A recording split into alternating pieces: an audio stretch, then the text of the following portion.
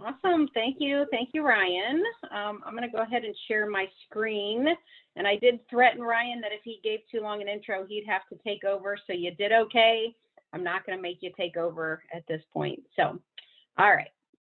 So I am Carrie Gray, just like Ryan said, and I am lucky enough to get to teach the record keeping class here at the Bureau, or at least one of them out of the Canton Service Office. I will tell you, I get very excited when I teach, and so much so, even as we're doing this virtually, I have one of these watches that like tracks your fitness, and the last time I taught a session, it said that I had a great workout, and I really didn't move, so I must flail around a lot, so just be warned, know that that's coming. But so I am lucky that I get to teach this class, and a lot of times folks think, oh, OSHA record keeping, all right, so she's going to talk about this for, we'll probably talk about it for about a half an hour or so, a little bit more, but I can teach this class for a full 8 hours. There is enough content, there's enough information here that we could talk about OSHA record keeping and the ins and outs, actually probably for a couple days. But I have taught this for 8 hours. I've taught it for 4 hours, and I do 2 hours, everywhere in between. So just know that as we're going into this right now, we are only going to be just kind of scratching the surface. I'm just giving you enough information to be dangerous, and then you can take that forward, and if needed, you can find out more information. All right, so there's my contact information. Been doing this for a little bit. We're ready to go. So diving right into it, okay? A lot of times what I find, folks will get confused, workers' comp and OSHA, okay? And the reason I say this is one of the most common questions I get is, well, our claim just got disallowed through BWC. Do I put it on my OSHA log, okay? And the answer is, well, it depends. It is completely two different systems. They don't talk to each other. They don't depend on each other. It doesn't make a difference what OSHA says. Doesn't make a difference what workers' comp says, okay? So keep that in mind. So typically, when we talk about reporting something, there's a couple exceptions, but typically when we talk about reporting something, we're talking about reporting it to the BWC, right? Now, like I said, there's a couple exceptions. If you have a fatality, and we'll cover that in a slide later, a couple other things, then you have to call OSHA or contact OSHA. But for the purpose of what we're talking about here today, we're talking about recordability, okay? And do we record something on the log? So just keep that in mind. Those terms are not interchangeable. I may make a mistake at one point while I'm talking and say one or the other, but we're talking about OSHA record keeping. Do we record this on our log? Okay, so let's talk about why do we bother even tracking injuries? Okay, it used to be safety councils, you had to submit a semi-annual report, right? We used to do that twice a year. We're not doing that in the current virtual time, but that was one reason why we did it. But really, a lot of folks do this because OSHA says we have to, okay? And you'll see as we go through these slides, if you have looked at this standard at all, I am following the standard item by item by item. I'm just trying to put it in terms that we can all understand. Okay, so the standard says, for the most part, for most of us on this call, we have to keep a log. All right, if we don't, then we're subject to fines. We're subject to, I look at record keeping as really our first impression. So if OSHA comes out to your facility, they're going to ask for your OSHA log. Okay, pretty much guaranteed. If you're like, my what, and you're scrambling around, you're trying to find stuff, and it's not ready and it's not good to go, they're going to know, they probably don't have it together. But if you're like, oh, it's right here, this is this, what do you want, you look like you know what you're doing. So if nothing else, you can kind of fool them at the beginning there, right?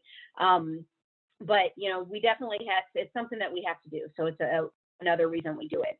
Now, I say, well, since we have to do it, why don't we make something good out of it, right? If we have to keep this information, why don't we use it? All right, why don't we try to trend? Why don't we try to analyze? Why don't we create safety audits or updates or trainings around where our folks are getting hurt? So since we already have to do it, let's make the most of it. And that's something I always encourage folks to do. All right, so who has to keep that log? That's our first question. Is the standard says anybody with 11 or more employees at any time during the calendar year, then they have to keep the log, okay? And we're looking at all your employees, if you have temps, if you have, people that you're bringing in from the outside part-time. If you're seasonal, things like that, you're going to count them as one individual employee. So let's say you're really busy in the summer because you cut grass or whatever, and you have 20 people, but the rest of the year you have 2. If you go over 11 at any time, poof, magic number, you have to keep an OSHA log. Okay, now there are some industries that are exempt. There's a couple of exemptions listed there, but for the most part, if you're agriculture, if you're construction, if you're manufacturing, transportation, utilities, wholesale trade, you have to keep this log. Okay, so all of those folks have to keep the log. If you are, and this is just a couple of them, if you are some of these folks, you may not have to, but I'd be careful, because even if you don't have to, you still have to report stuff to OSHA if you have any of those triggers happen. But a lot of times you see like beauty shops, barber shops, child daycare services. Some of those don't, some of them do, a lot of them don't though. Museums, art galleries. If it's a bigger organization, a lot of them still will do it. They'll keep the log, but they're not required to. So just know there's some exceptions. But again, if we're construction, manufacturing, transportation, utilities, all those folks, they're going to have to keep this log, and they're going to have to do what we're walking through here today. So there's more on this list. That's just a couple of them. All right, so if you are partially exempt, like I was saying, that's only from keeping the log itself. All right, you still have to report fatalities. You still, and I had a couple of these recently pop up.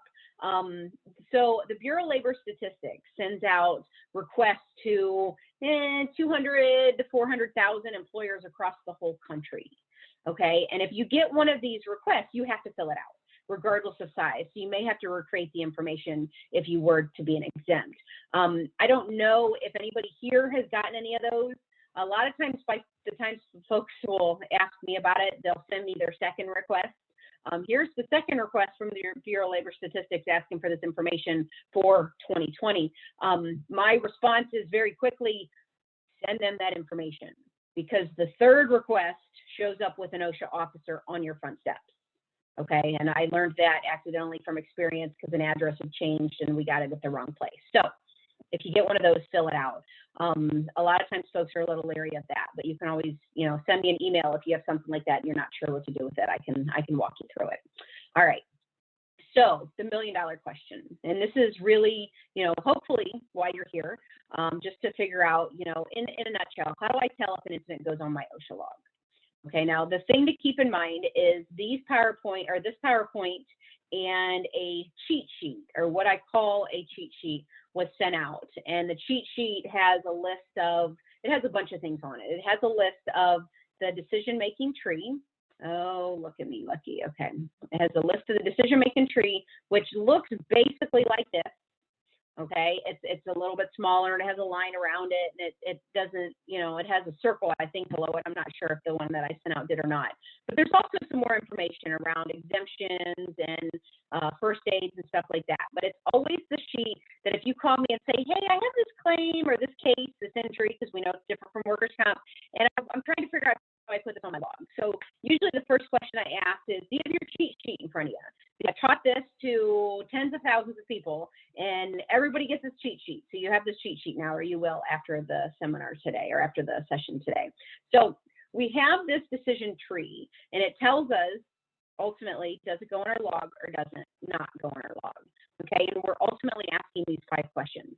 So we start with the almost silly question of, did the employee experience the injury or illness? Okay, and the answer is yes, or if the answer is no, we're done. So if they never had an injury or illness, we don't even need to be talking about this, right? But if they did, then we need to go to the next question. That's the way that this works. Okay, so before, I will tell you honestly, before COVID, that number 1 was always kind of like, okay, it's a silly question. But now, when we look at having to record stuff or not record stuff because of COVID, that is the first question. Did we have the injury or illness? And per what OSHA said about COVID, and I'll show you this stuff on the website in a little bit, they've said, well, you have to have a positive test. So kind of threw a new one for those of us that are record-keeping geeks on this one. So, okay, so back to general. If we have the injury or illness, we say yes. If we say yes, we ask the next question, is it work-related, okay? Or is the injury or illness work-related? And you can see the logic. If the answer is yes, we go to the third one. So let's talk about work-related. What does work-related mean? Okay, and work-related means, first of all, it happened in the work environment. Okay, now for me, I am sitting in my house right now because we are all virtual and we are consulting virtual, but even though this is my house, this is still a work environment, right? Or at least where I am, this is a work environment. Now, if I get up and trip over my dog, maybe it's a little bit different, all right? But if I'm sitting here and I'm doing work, this is work-related.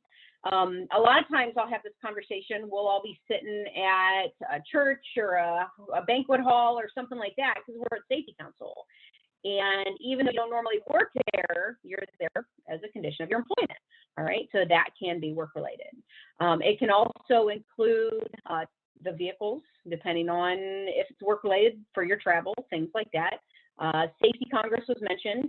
You could be down at Safety Congress when we have it in person, and you're there, even though you don't work at the convention center, you're there and it's work-related. All right, so work-related can mean a lot of things.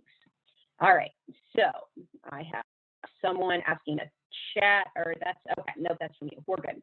Okay, so there are exceptions, and these exceptions are all listed on that cheat sheet, and I'm not going to go over every single one of these, but no, in the full class, this is something that we spend a lot of time on. Okay, so perfect exception would be if you're somewhere as a member of the general public.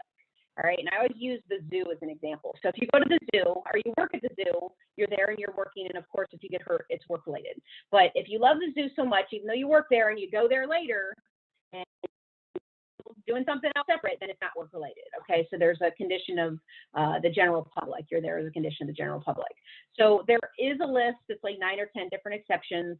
The one that also stands out in those exceptions is if you're in your parking lot, okay? And the only reason I bring that one up is because it's kind of the stop-start logic for record keeping. Okay, so you're driving to work, and say you're working at work, and you're driving to work, and you're in the parking lot, and you park your car, and as soon as you get out of your car, now you're automatically work-related. Okay, so if you got in an accident before you parked your car and got out, it doesn't count. But as soon as you get out of your car and you're walking into the facility, you're work-related. And then you're work-related while you're there, and you're work-related until you get back into your car. Okay, so the reason I bring that one up, because like I said, it's the stop-start logic of when something becomes work-related, to know that. All right, let's go on there. So we go back to, did we have the injury? Is it work-related? And if we say no, then we're done. If it's not work-related, we don't care what happens. We don't care what the result was. We don't care if it's a workers' comp claim. We don't care about anything else in terms of putting it on our log. We're done. But if we say, yes, it's work-related, then we go to, is it a new case? All right. And if it's a new case, then we will update it on that previous entry on a log. So that's the first part of a new case. Is one, a new case means we had an entry on an old log. It's happened before. All right. And two, there is, basically it's the same body part, same type of injury, and it hasn't completely healed or recovered. Okay. So the example I like with that one is, say I hurt my knee and it's bad enough and it meets the criteria, and I did it at work, of course, and it goes on the log, and I go through therapy, I return full duty, and I'm doing something, hey, maybe not even similar, but I'm doing something 6 months later, and I hurt that same knee, same kind of injury, same body part. Okay, and just because I went back to work full duty doesn't mean I'm completely recovered. You know that. Anybody that's ever had a back injury, right? You know, you may never, ever be all full recovered. All right, so soft tissue injuries, we're pretty safe in saying they've never really recovered. All right, so if I hurt that knee again, and it's enough to be recordable or to update any part of that recordability section on the OSHA log, then we can just tie it back to the old case. Okay, so if we look at that, we see that we had a new case. If it's new, then we're going to go into the next step. If it's no, we've already determined if it's recordable, and so we just update that old case. Okay, another thing that's really important that kind of throws in there and it's hidden is when you go from, say, December of 2020 to January of 2021, all right, we're always going to tie it back to the original case. So even if you're off from December through now and you have 6 months, you're going to tie that back to the 2020 case.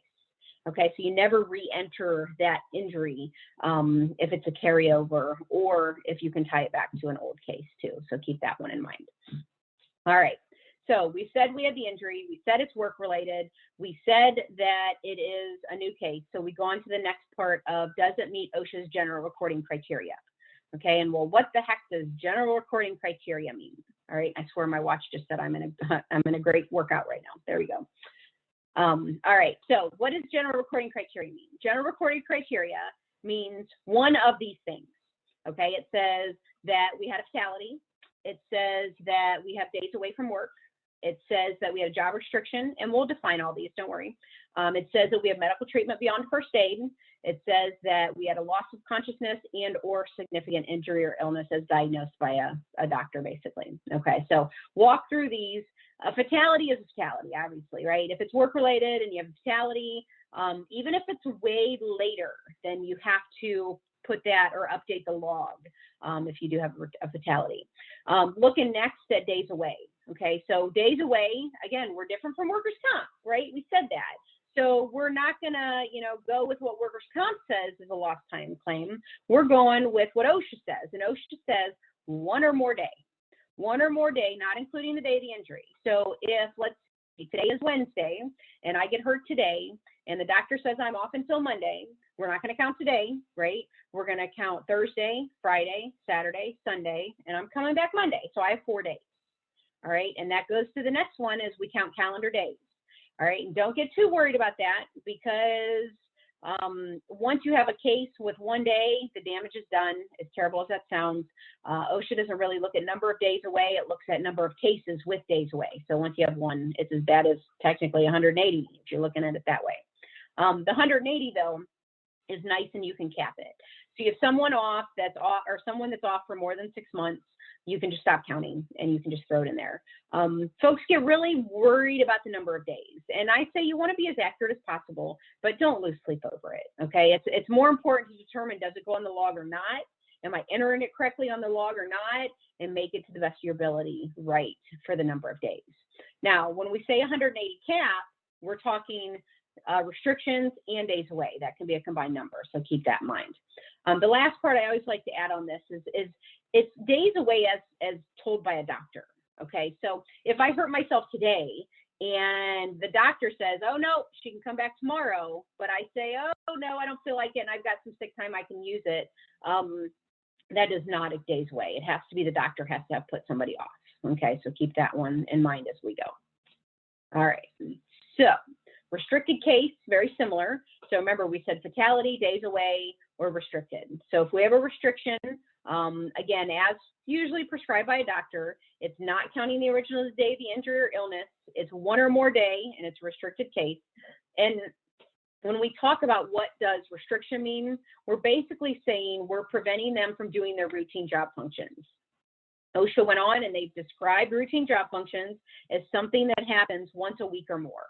Okay, so if the restriction says I can't climb a ladder, well, whoop-de-doo, I don't climb ladders very much unless Eric makes me, all right? But if the restriction said I can't go up and down steps, well, certainly I'm going to do that once a week or more in my job function, all right? So some of that is up to you as the employer to determine, is it routine job function, is it preventing them from doing that? So keep that one in mind. And, I guess that's one point I didn't say at the beginning too, and something to keep in mind. When we're doing our OSHA log here, you all sitting on the other side of the computer right there, you are the ultimate decision maker, okay? It's not OSHA necessarily. Now, I always tell folks, if you're not sure if something should go on the log, of course you're going to do your due diligence, but there's a lot of gray when we're talking about OSHA record keeping. So I always tell folks, okay, if you had to sit across the table or in the situation across the computer from an OSHA compliance officer, and they said to you, why did you not put that on your log? If you have a reasonable explanation that you feel you could, make, then hey, it's up to you. You're the ultimate decision maker of this log itself. Okay, but you want to be able to just say, oh, I didn't think, I just thought they were faking it.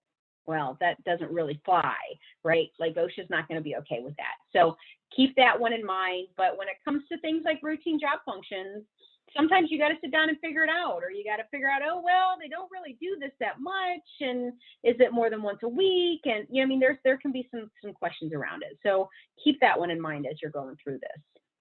All right, so we said death, days away, restriction, or job transfer. And then we have medical treatment beyond first aid. Now, this one is pretty interesting because so far we've said, yeah, you have to have it, you have to have it, you have to have it. And now we're saying it has to be beyond the list that we're giving you. Okay, so just to show you what I'm saying here. This is OSHA's all-inclusive list of first aid. And I think I have 3 slides on it. And there's like 11 items or 13 items or something like that. Okay, so this is OSHA's all-inclusive item of first aid. Now, this OSHA record-keeping standard, at least this part of the OSHA record-keeping standard, came out in 2002. All right, and it was probably, they started writing it, I'm guessing, in the late 90s. Okay, so this is a pretty old standard, right? We're looking at a standard that's 25, 30 years old, or at least a section of the standard that is that old. So we know medical treatment has changed a lot in that time period, right? So OSHA knew that, and they said, oh, this is going to change a whole lot. There's only so much that, you know, we know is happening right now, but we don't know what's going to be like in the future. And so from there, they said, okay, we're going to come up with this all-inclusive list of first aid, and if it's not on this list, if it's anything beyond this list, then it's medical treatment. Okay, so just keep that in mind as we're talking. So OSHA first says first aid, non-prescription medication at non-prescription strength. If your doctor says go take some ibuprofen or take some Advil, same thing, or take some Tylenol or put some itchy cream on it that you can get over the counter, that is considered first aid. Now, keep in mind, the other things that we said make it a recordable, right? We said days off, restrictions, fatalities. I don't think you're going to miss that one. But, and then medical treatment beyond first aid. So you could have folks go to a doctor, and the doctor could say, oh, take some Tylenol and go back to work tomorrow. Just the act of going to the doctor does not make it a recordable, okay? Because you'll notice on this list, medical treatment beyond first aid does not include just going to a doctor.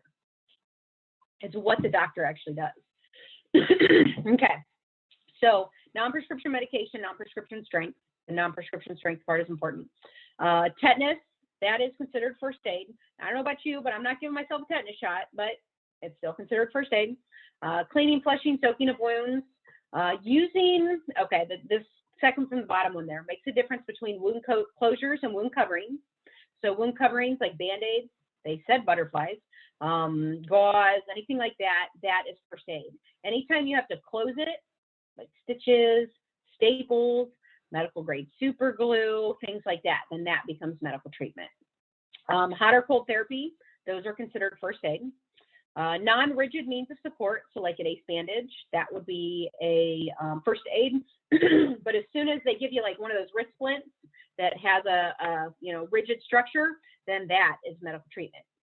Now, that being said, if say you get in a car accident, let's assume it's work related and it meets all the other criteria, usually the first thing they'll do if you get transported is they'll put a collar on you, right? They'll put a neck brace, temporary immobilization. You get to the hospital, they check you out, everything's fine. Or they may think something's wrong with your arm and they temporarily immobilize it and you get to the hospital and it's fine. So just that temporary doesn't make it medical treatment as long as nothing else meets that criteria. A good one right before lunch, or maybe you're eating lunch right now, drilling fingernails or toenails, that is, considered first aid. So that's all good to do. Eye patches, those are considered first aid. Removing foreign bodies from the eye. So these top two here, they make a big difference between if you get something in your eye versus anywhere else in your body. Okay, so if you get something in your eye, you can wipe it out, swab it out, flush it out, you're good.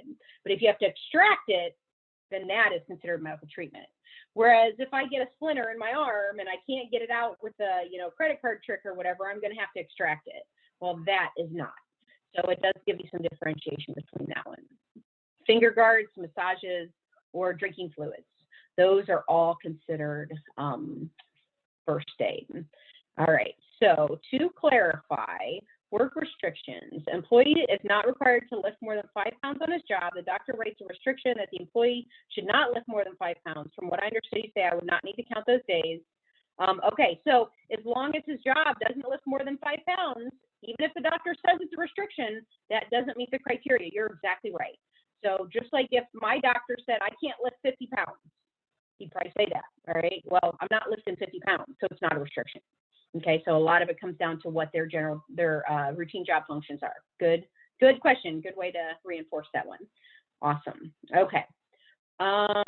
Let's see. We got that one. Oh, back to that last one, an IV anytime. An IV, even if it's prophylactic, meaning they think you might have heat stress and they're just giving you IV, an IV is going to be always considered medical treatment. All right.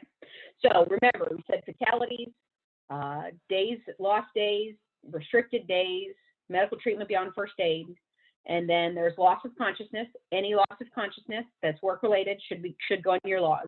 And so this may be something folks don't even go to the doctor. You know, you may just say, I would hope they would, but they could lose consciousness. The one that is kind of not funny, but funny to me is phobias are not an exception. Okay, so if you are, I don't know, if you are having a blood drive and an employee who's your custodian is walking through the facility, not voluntarily donating, but he's cleaning, and he looks over and he sees blood and he goes down, that's going to be something that you're going to have to put on your log, or at least you should put on your log. Okay, so any loss of consciousness is going to go on there. The last one of these is a significant injury or illness diagnosed by a licensed healthcare professional. Okay, physicians are licensed healthcare professional. And some of these, you know, pretty big, obviously. You're probably going to have other things that make them a recordable, not just the diagnosis. But when it comes to things like punctured eardrum, if you have somebody that has a punctured eardrum, there's really not much they can do for it. So you're not going to get other treatment, but it still has to go on your log. Okay, the other one we once had, and it's called, if you like below your bottom joint on your finger, if you break this, it's called a tucked fracture. Okay, or if anybody here ever broke your little toe, there's not much they can do for it. They may put it in a splint. Your little toe, they'll usually just tape it next to something else. Okay, tape it next to your other toe. And so, you know, just know that those sorts of things need to go on here, even if there's not other things that would make it reportable. Okay, and that's the list. Now, if you think about the forms and the form itself, and I'm going to jump to this one real quick just to show you, and then I'll go back to about finding the forms. If you look at this form, okay, there is, you know, you put all your demographic information and about the person on the left, and then describing the case, and then, can you guys see my mouse as I move? Ryan, can you nod? Tell me if you see that. Just nod, yes, okay. All right, that's good, thank you. So, and I'm glad you're there because you're the only person that I can see. So, you know, you look like at least somebody's paying attention. I appreciate that. All right. So you have this box right here, and it's black at the top, and it's all grayed in. Now, it may be kind of hard to see, but these are the things that we just talked about, right? We talked about death. This is death right here, column G. We talked about days away. That's column H. We talked about job transfer restriction. That's column I. But then we talk about this mysterious other, okay? And that's why we include medical treatment beyond first aid, loss of consciousness, significant injury is diagnosed by a licensed, blah, blah, blah, blah, right? So a lot of times folks don't like to put anything in other. The mysterious other, we'll put stuff in other. Trust me, I want you to have others before you have something that requires a restriction or a day away or, gosh forbid, a fatality, right? So other, if you have to have an injury, man, you want it to be an other. You certainly don't want it to be the other one. So just keep that in mind as you go. All right, so looking at this, just to finish it off, because we're already looking at it, we want to make sure this is where we enter numbers. Okay, so K is number of days away, and L is number of days restricted. Okay, and again, we know that's a combined. It doesn't have to be more than 180 days. We also know that we're only going to check one between GHI and J. Okay, and so hopefully you're tracking with me here. If we have an injury, and let's say it starts out with a prescription, we're going to check J. And then it gets worse, and now he has a restriction. We're going to uncheck J, and now we're going to only check I. But then it gets worse, and now he has to have surgery, and now he gets days off. We're going to uncheck I, and we're going to check H.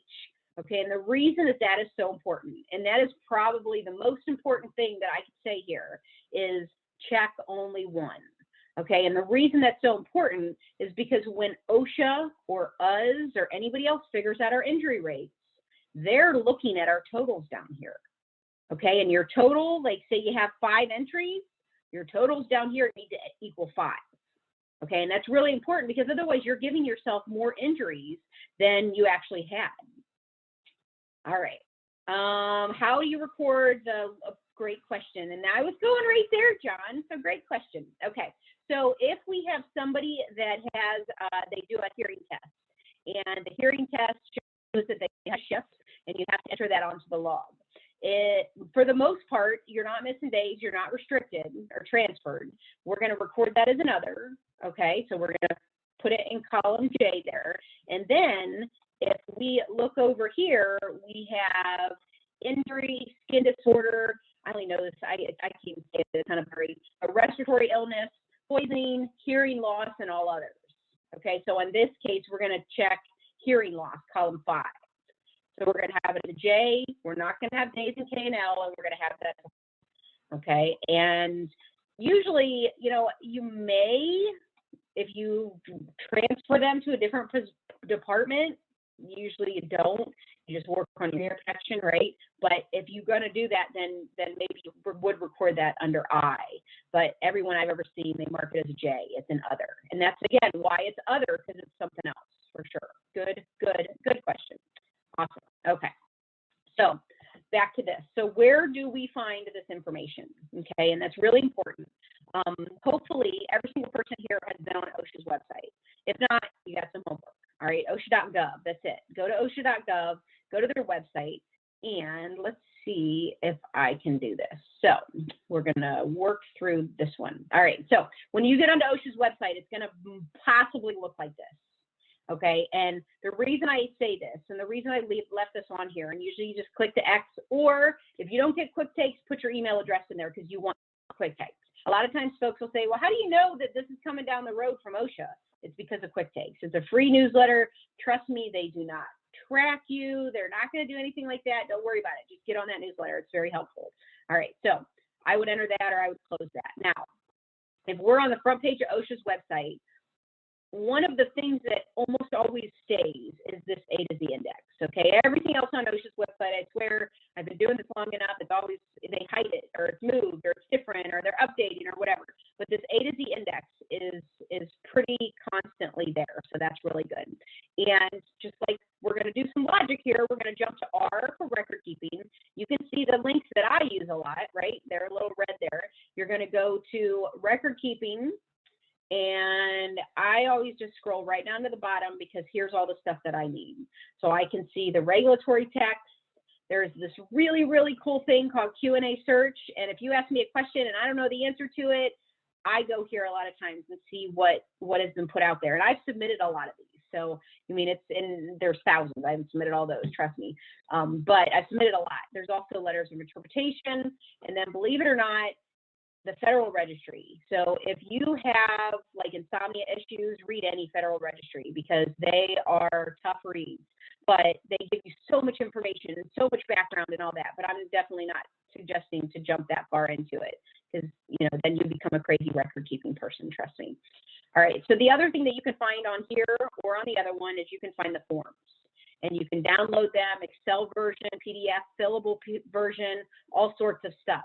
But a lot of times folks get real nervous because, and let's just look at this one, this might be a little easier to see, is if we look up here, we see OSHA and it says 01-2004. Well, man, that's really old. Well, that's the most current version. Now, if you use the PDF version, it's going to be, I want to say April 2004, but it's right around the same time frame. Okay, so I like this version. Okay, I like this Excel or the PDF because then as I fill in stuff, and let's say we're going to give ourselves a couple injuries here. Oh, let's give X's. It likes X's better. It doesn't like numbers. All right, you can see on the bottom, see how it filled in? All right, and we can go to the summary page, which we're going to talk about in just a second, and it automatically fills them in for me. All right, so our 300A. So that I really do like. So that's the forms in a nutshell. Let's see if I can get this back to whole screen. Just bear with me for 1 second.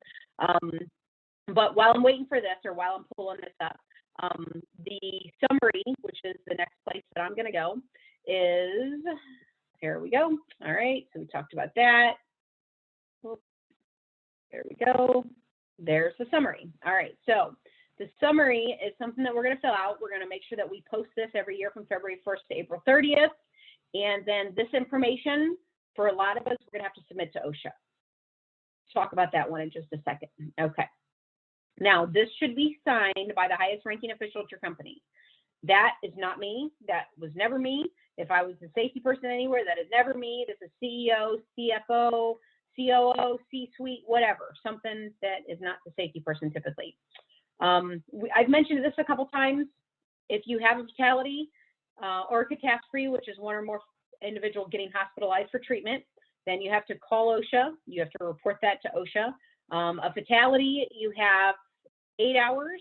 Everything else, inpatient hospitalization, amputation, or the physical loss of an eye, you have 24 hours, and you have to contact OSHA. Okay, there's a couple ways to do that. Oh, I went too far. Okay, so there's a couple ways to do that. You can either call the 800-321-OSHA, which is the national Washington, D.C. number. They're supposed to be manned 24/7, 365, so you can call them. You can call your local OSHA office, maybe Columbus, maybe Cleveland, depending on where you guys are located, or you can submit online. I'm not a fan of submitting online, okay? OSHA wants to talk to a person, and they want to make sure that you really care about your employees, and that will determine what the visit that follows looks like, okay? So I say look online, see what they're going to ask you, have all that ready to go, and then contact OSHA, all right? And that is the route that I recommend to folks to do. So this one I'm not really going to spend time on, but because you're getting the slides, this is available to you. It's always good to know where you stand, right? Where are your injuries compared to other folks? So this is just the formula of figuring out your injury rate. And this is determining your NAICS code, which you need to know to fill out your 300 summary anyways. And then you can go to the Bureau of Labor Statistics. That's why they send out those 200 to 400,000 forms that I mentioned at the very beginning. And you can see where you are compared to other folks. So like I said, this is all on here. These links are on here. You can use that. And that's something that you could always ask myself or Eric in the future if you had questions on. We can walk you through that. All right. So the last part of this that I really wanted to talk about is back in January. Oh, this is the wrong one. That's how we report to OSHA. That's where we were. Okay. So back a couple years ago, OSHA decided that they wanted us to submit the stuff online to OSHA.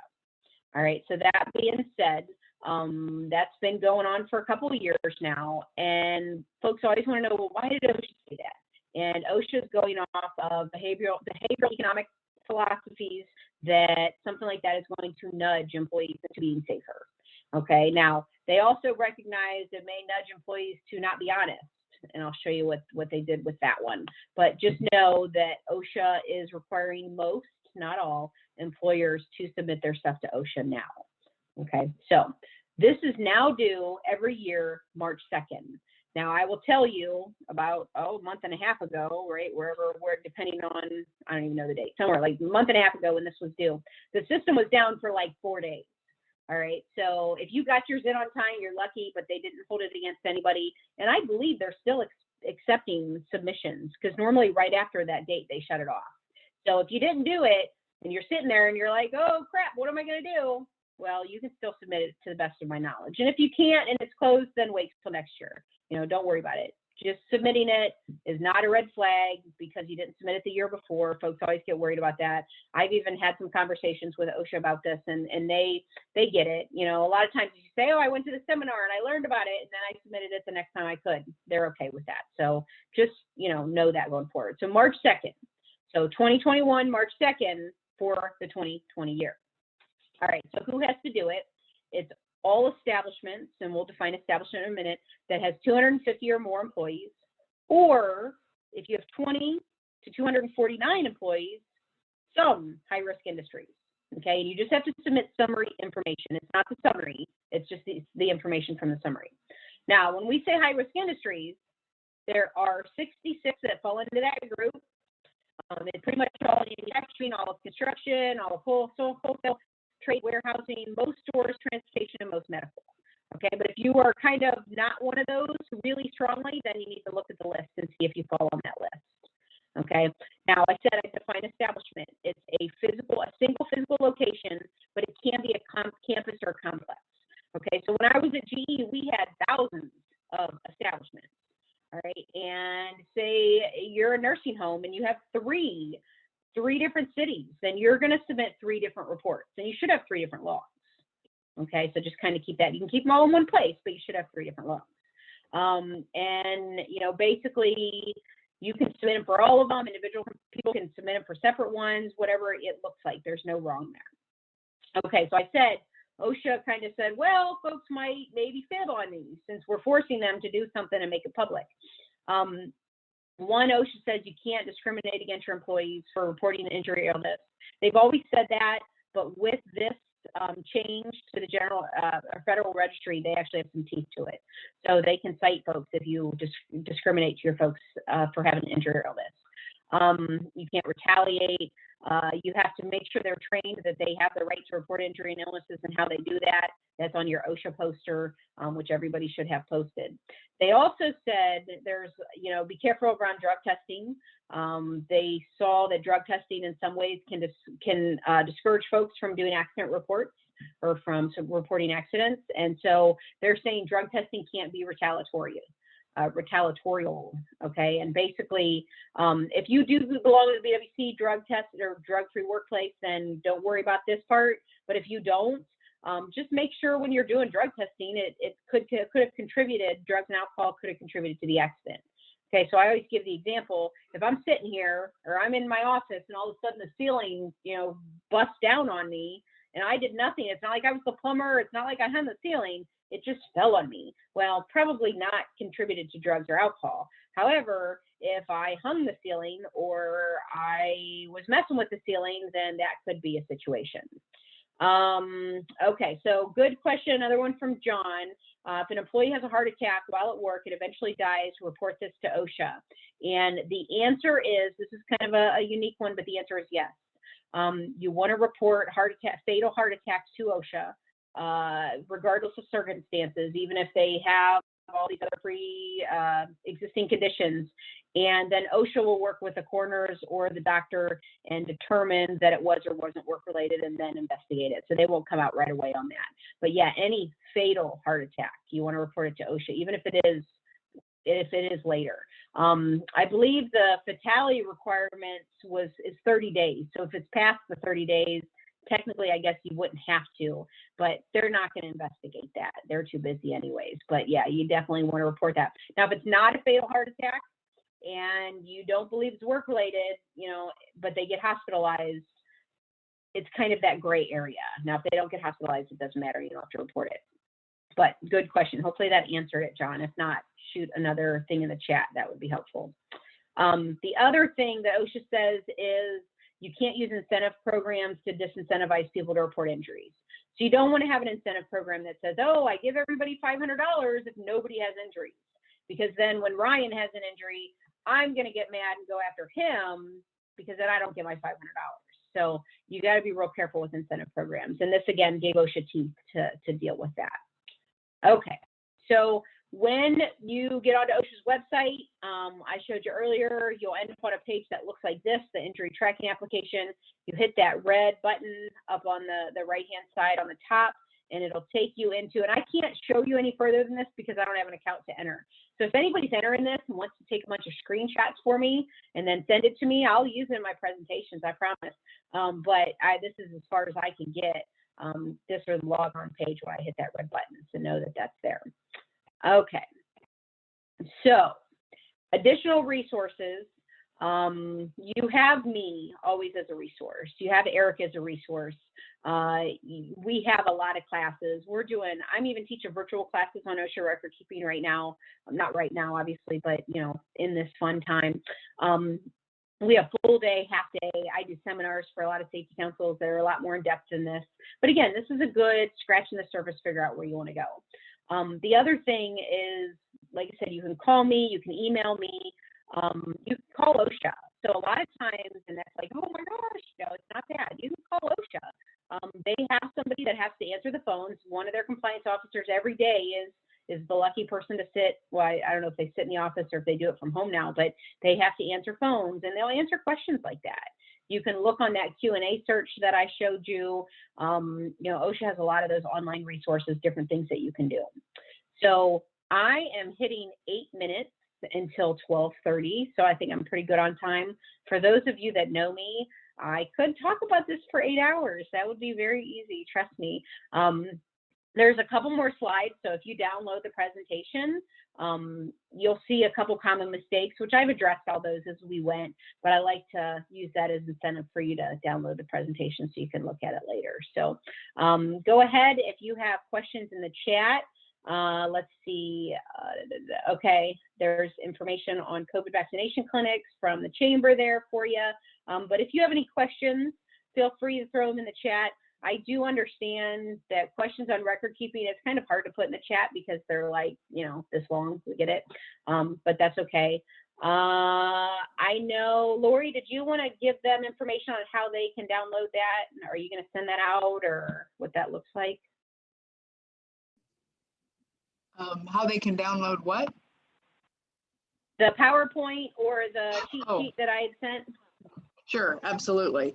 So if you are have a chamber member account, you can log into the event community for the Safety Council program for today, and you can find all of those documents that Carrie referred to. But I will also email those out to you along with the information about the May program. So. Awesome. Okay, I'll leave that up there. My email's up there. If you need something, I'm sure most of you have Eric's email and phone number too. So he gets a lot of record keeping questions and sends them to me, and I get a lot of roofing questions and send them to him. So it's all good. It's all good. So I'm not seeing any other questions. I don't know if there's any other questions. So I'll go ahead and wrap things up for the day. I want to thank everybody for joining us for our April webinar. Our next webinar will be on May 12th, and you'll receive information about that coming to you shortly, along with the links to the items that Carrie mentioned. So one other announcement that I have for you is the Growing Healthy Habits Coalition. The Orrville Safety Council is a sponsor for that, and the Orrville Moves program, used to be called Orrville Walks, will be kicking off in May. I believe May 1st is the kickoff for that. So I'll include some information about that program as well. We encourage you to pull together a group of folks at your workplace and get moving. It's just a way to enjoy being outside. But the change in the name from Orrville Walks to Orrville Moves mean any kind of movement is good, and it's good for our mental health and our physical health. We encourage you to get out there and enjoy and participate in that. So thank you so much for joining us, and we will see you next month.